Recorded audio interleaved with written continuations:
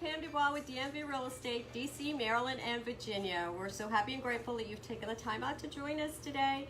I have with me my special guest, Gil Rogers with Areas Appraisals, and Gil is going to share with us about appraisals. First, Gil, if you can tell us a little bit about yourself. Okay, I've been appraising in Northern Virginia, DC, and Maryland since 1991. Oh, wow. That's a long time. Yeah, about 28 years. Okay. And how did you get started? I got started as a real estate agent. Oh, you were? Yes. Okay. And basically I decided I liked getting paid for my work. I like that. As an agent, quite right. often you work very hard and don't get paid. Right, we go for a while and then, a couple months and then, may not get paid at all. Right, yeah. Right. Yeah. What about, let's see here, you cover Northern Virginia and DC only? Right now, yeah. Okay. Yeah, okay. we have 7 appraisers in our firm. Okay. And 2 of those live in Maryland. Okay. So when I first started doing Maryland, we didn't have any appraisers in Maryland. So. Oh, okay. So what are you seeing out there right now as far as the market and the appraisals and the prices? Craziness. Craziness? I'm seeing properties with up to 11 offers. Yeah. And going for way over list price, and actually in some cases way over what an appraisal can support. Okay. Because an appraiser is limited by Fannie Mae and the guidelines that we have to go by. Right. So what happens in that situation when you've got that many offers on a property and you've got a sales price? Do you take anything into consideration as far as the amount, of offers that you received? Well, we can. What we have to do, though, is everything we do, any adjustment we make, we have to find support in the marketplace. Right, makes sense. So in a case like that, with 11 offers, I would try to find a property that was similar, that was under contract. Okay. For So a you similar can use price. homes that's under contract for the appraisal? We have to use, most lenders require us to use at least 1 or 2 active or Current pending ones. sales. Okay. In I did addition not know to the that. settled sales these days, yeah. Okay. And they want us, the more recently settled, for the settled sales, the better. Okay. 90 days is ideal. Okay. Up to 6 months is acceptable. Over 6 months, we have to have an explanation. As to why you went back that far. Yeah. And in a really unusual property like waterfront or something like that, we can go back as far as we need to, a couple of years. Oh, you can? Yeah, okay, because if we have they're, to. because they're unique properties. Right, yeah. right. I did one property over in Alexandria on the river, 25 acres. Wow. In Alexandria on the river. How do you find 25 acres on it in Alexandria on the river? One of my comparables came from Talbot County. Really? Yeah. Because it was such an unusual property. Yeah. I had to go where the comparables were. Wow. All the way out, and the bank was okay with that. They accepted? Yeah. Okay. Yeah, because in it's that very case, unusual. But you have to get authorization from the bank to do unusual stuff like that. And they've got to know up front on a property like that you're it's not going to be a typical Fannie Mae appraisal. You're going to go way out there, yeah. Yeah. Tell us a little bit about the differences between FHA and conventional appraisal. I think you said you don't do VAs. Right, so, I don't do VA. Okay. I'm not on their panel. Okay. VA appraisers quite often are more bureaucrats than anything else. But I do FHA. FHA requires a more thorough inspection. It's not really a home inspection. It doesn't replace a home inspection. Okay. But we're supposed to make sure that all the appliances work. We're supposed to test the outlets and make sure the windows in the bedrooms open, that sort of thing. Yeah. Do you also check the plumbing? And yeah, we have to make sure the plumbing is working. In Dishwasher, fact, washing machine, things like that? Well, we don't run the washing machine or the dishwasher. Okay. Just the electrical, the plumbing. Flush the toilets, make sure the lights come on, test the outlets, make sure that when you open the refrigerator that the light is on and it's cool inside. And it's working, And if you're doing an FHA sale as an agent, make sure the utilities are on for the appraiser. Right. Yeah, sometimes you get calls about that. So on your appraisal, if there are any repairs or anything with FHA, what you would do is you would actually put that on the appraisal so that it has to be taken care of Right. before closing. Because I know a lot of times, like on the offers, when we write offers, we put on there a limit as to how much you can, the seller can give back to the buyer as far as a credit if there are any repairs that's needed per the appraiser on the appraisal. Well, on FHA, they have to be done before closing. Yeah. You can't get around it. Yeah, the biggest thing on FHA that probably the number one repair, as it were, that we get is lead-based paint issues. Really? Yeah, if there's any defective paint services, any peeling paint, or where the paint is gone and you can see the bare wood. Yeah. If it's lead-based paint built before 1978, it's got to be fixed. Okay. And when I say fixed, I mean it has to be scraped, all the flakes picked up and disposed of properly. Okay. And it gets pretty complex. Wow, so you put that on the appraisal if it's before 1978, if you see any kind of issues that could With the cause paint. lead-based paint. Yeah. Wow. And around here we have a lot of properties. Yeah. Before 1978. And that can be a lot of work. I mean, so what if, let's say, yes, it's before 1978 and it's been painted over several times. You know, do you still recommend? Or the paint surface is intact. Yeah. That's the key. Okay. Yeah, because it can be very dangerous. But yeah, Right. but even if you see like a little If we see flaking and little peeling, flaking or something, basically you recommend we have it. to condition it. Wow. Okay, that's good to know. That's a lot of work. That can be a lot of work. It can be, yeah. Yeah. Tell us. A lot of times we get confused. We get confused about assessments and appraisals as far as value. Tell us a little bit about that. Well, assessments have nothing to do with appraisals. Yeah. Appraisals have nothing to do with assessments, other Yeah. than the assessor does what's called a mass appraisal. Okay. They can appraise whole neighborhoods at a time. Don't ask me how, because I Yeah. don't know how they do that. But in Fairfax, for example, homes are assessed as of January 1st of a given year. Of the year. Okay. Yeah. Okay, and that's the value that they base their taxes on. Usually it runs 10 to 20% behind Okay. the actual market value. The value. Yeah. Like sometimes, I mean, depending on areas, you know, you look at the assessment and there's no rhyme or reason as far as the actual value or the assessment. It's like, where did they come up with that number, you know? Right. And that happens a lot. Yeah, you know? well, actually, I have a bone to pick with the assessors and the way they reassess, because when property values go up in an area, Yeah. the thing that has increased is the land. Right. The house itself doesn't cost a cent more, hasn't increased in cost. Right. But it's the land, they the area. they distribute the increase equally between the land and the house. And Okay. I think it should just be in the land, but Okay. Yeah. That's there's, me. Sometimes there's no rhyme or reason, basically. So one of the big questions that I had basically was sellers getting ready to put the home on the market, okay, and they want to put in some improvements on the property. So their HVAC system and the roof, let's say, is over 15 years old. And they're saying, okay, we're going to go ahead and replace the HVAC system. We're going to put a new roof on the property. And maybe that'll get us another $20,000, $30,000 on value. it might. But what it's more likely to do is get a quicker sale. Okay. Okay. It might make the buyer choose your home over somebody else's. Over the other, yeah. Yeah. Because a lot of times there are things basically that you have to take care of in the home itself before you actually, I mean, you're living there, you know, taking care of the actual systems itself. It's not going to give you that much value when it needs to be replaced in the first place, like the roof, you know, well, for yeah, instance. if it needs to be replaced, you should replace it for yourself. Yeah.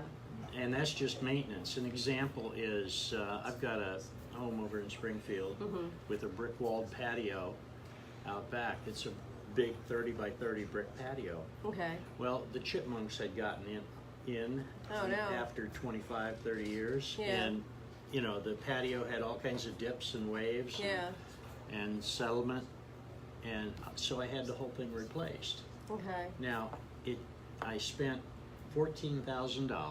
Okay. Started out with the patio, and when I was done, I had a patio. Okay. No increase in value. Right, right. You just took care of it. Right. Maintenance. Yeah, it's a maintenance issue. Some things are maintenance issues. Yeah. Other things like remodeling a kitchen or a bathroom and repainting, new carpet. Those are the kind of things that buyers notice. Yeah, yeah. A lot of times too, you know, people think, okay, the carpet, the painting, basically, let the buyers come in and choose their own colors. They haven't painted the house for 10 years or something like that, but they're thinking, okay, you know what? Everyone wants to choose their own colors and choose their own carpet color. What are your thoughts on that? Painted in a neutral color. Fresh paint is the best thing you can do. Actually, the best thing a seller can do is to hire a good agent and get a good stager to come in and stage the property. Yeah, yeah. We haven't had a stager on here yet. We'll have to have a stager on here soon. And the other thing is, when the appraiser comes to the house, don't walk through with them. Leave the appraiser alone, right? Leave the appraiser alone, because if I'm talking to you, I'm not noticing the things that need to be noticed that will give the house value. Yeah, you mean we're not supposed to come through and give you like hot chocolate chip cookies? No. You can greet me at the door with that. Right. Tell the seller to leave you hot chocolate chip cookies on the table. Right. Yeah. But yeah, I had one that the seller did that, where she followed him around completely all over the place, and lo and behold, the appraisal came in lower, a lot lower than the price, and we ended up having to dispute it. But it was there were some issues. That shouldn't happen. But for example, I have had to go back to a seller and say, look, we were talking, I missed the picture of the second bathroom on the second floor. Yeah. Could you take a picture of it and send it to me? Right. We're all it's humans. Either that or I have mistakes. to go back out there. Yeah. We're all humans. Yeah, that's right. Yeah. Finished basement as opposed to unfinished basement. Big difference. Big difference. Yeah. Especially in an area where the finished basement is the norm. You know, it's really sometimes very difficult to find a basement comparable with an unfinished basement. Right. And if you've got an unfinished basement, I have to have at least one sale that has an unfinished basement. Oh, really? Yeah. I have to match. I have to have market support for adjustments. Okay. I can't just say, well, I know that in this neighborhood, bathrooms bring an additional $8,000 to the house. I can't do that. I have to have support. I have to have one with more, one with less. Right. Okay. Yeah, you talked a little bit about the unique property going outside of the area as far as just getting comparables. What if you're in a subdivision in a neighborhood and there are no comps? What would you do, and how far out are you allowed to go in that situation? It depends on the neighborhood and the market, obviously, but we just try to find if you had a buyer that was looking for a house in this neighborhood, what other neighborhoods would you show them? Okay. Okay, and got it. That's the way we have to look at it as well. Okay. Sometimes it's in the school district, or, you know. Okay, so they don't tell you, I mean, the banks don't tell you can't go, outside maybe 10, 15, 20 miles or anything like that. Well, Fannie Mae has a guideline. Okay, yeah. That in a suburban area, comparables should be within a 1 mile radius. Okay. They can be up to 3 miles if we comment on it. Okay. I think Fannie Mae guidelines in that regard are not realistic. Yeah, that doesn't give you a lot of room. That's not the way buyers look at properties. Yeah. 1 mile is not that, big of an area at all as far as, Right. So only 1 mile, and then you say 3 miles. Yeah, Okay. 1 to 3 miles at the most for most subdivision appraisals. Okay. And in this area where it's relatively fully developed, we shouldn't have to go more than 3 miles for most appraisals. Right. Well, what we're seeing right now too is the inventory is low. Oh, it's incredibly low. Yeah. That's why we're seeing 10 or 11 offers on a property. On the same property. Yeah, because people have gone out, they've put in offers on different properties, and they're tired of losing properties. They need to find a place to live. Yeah. So they'll offer whatever they have to. They can, and builders are doing really well right now because, they have so much building going on right now, so people are waiting. Yeah, one of my friends was just telling me they bought a property, and I think it's not going to be delivered until I think November of this year. But you know, that's there aren't any properties in the area that they're looking for, so they had to go to the builder and find something. So yeah, the inventory is super low, and it's very hard to find what they're looking for. So they're going to new. Right. Yeah. The farther out you go, the more inventory there is, of course. Yeah, I know in Frederick right now, I think it's like the average days they were saying it was plus 40 days on the market, which is a completely different area than, you know, where we are. Yeah, 30 days is 30 days or less is the norm around here. And if it even hits 30 days, right? Yeah, usually a weekend and it's gone. How many offers? Yeah. And if it's not gone, then obviously there's something wrong, right? Right. Yeah, it's either overpriced or there's something wrong with the property. Yeah. Yeah. Talk to us a little bit about, you know, the kitchen updates, the bathroom updates. The first thing I can say about it is don't skimp on quality. Okay. That's, Buyers will notice that.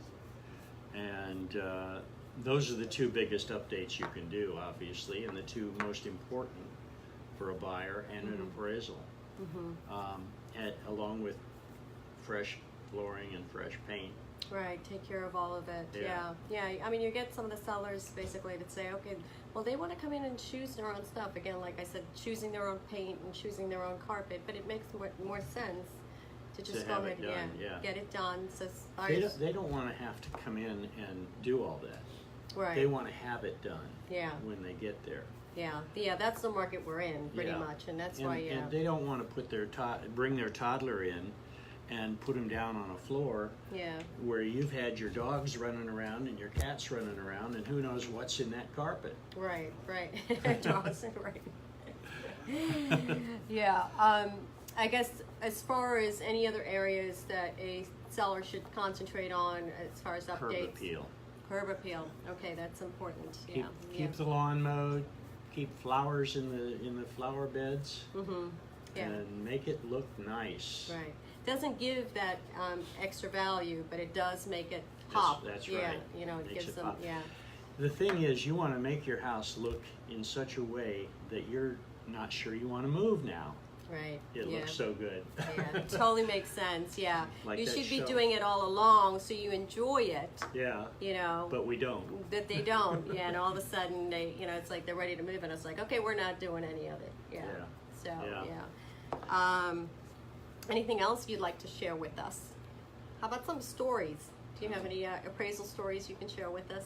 Well, let's see. Coming off the top of my head. You know, any famous people you've done in the area?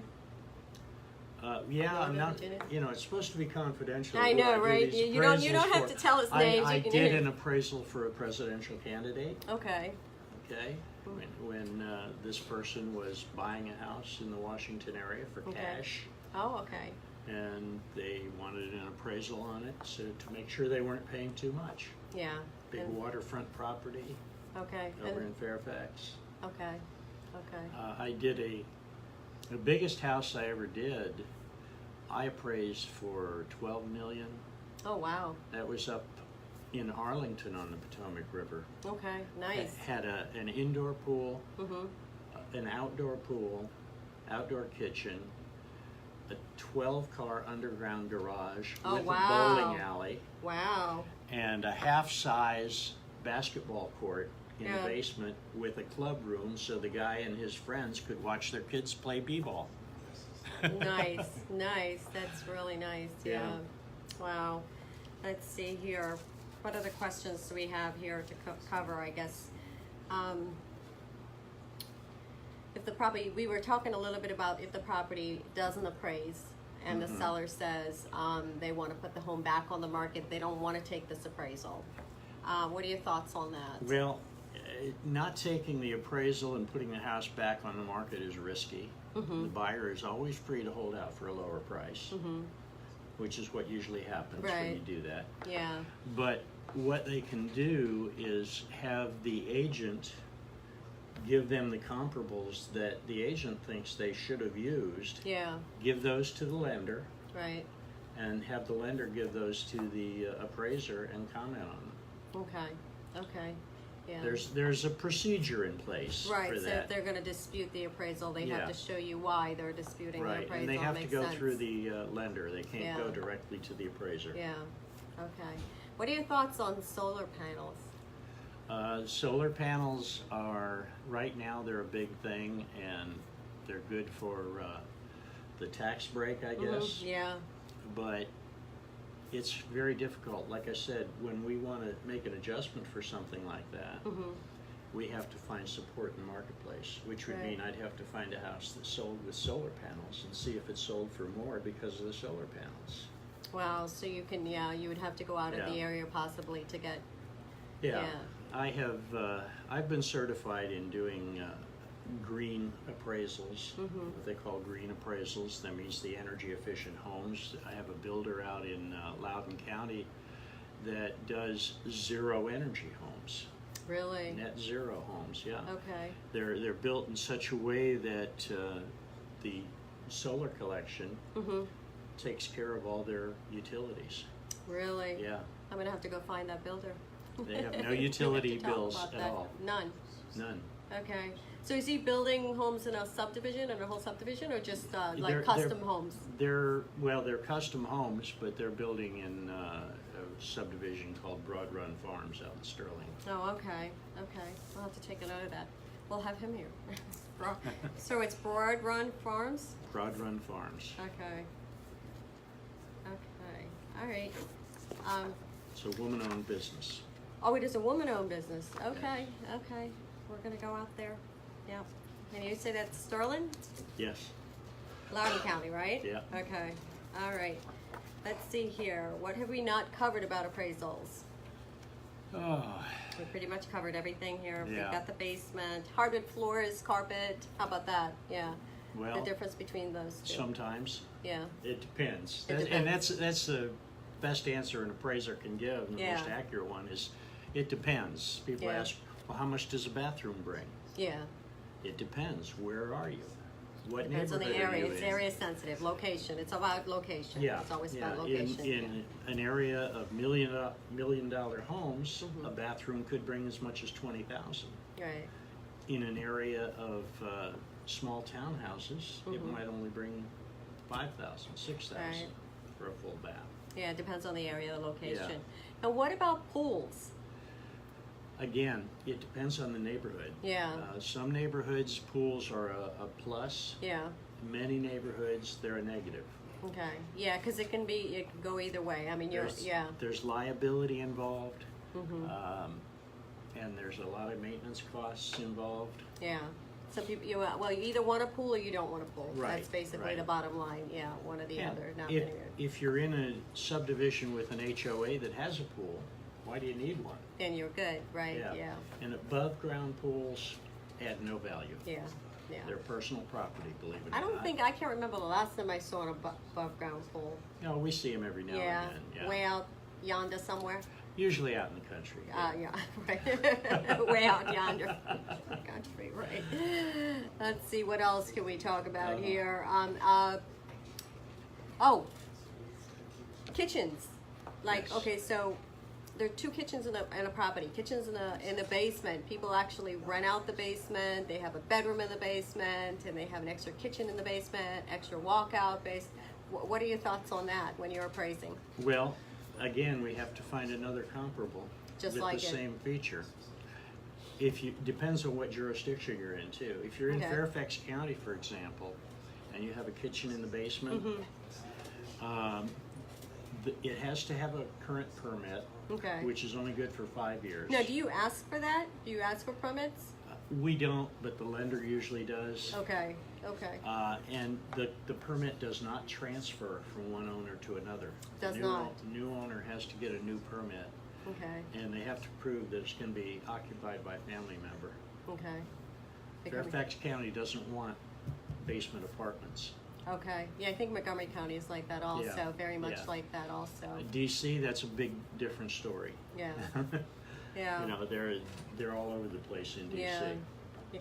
What about if there are improvements on a property, like current improvements on the property, like the basement's currently been renovated? do you ask for permits on that, on things like that? Some appraisers might. I generally don't. You don't. So it's not a rule that they have to actually. I look at the quality of the work. If the work looks like it was done by a professional, and it's been done 10 years ago.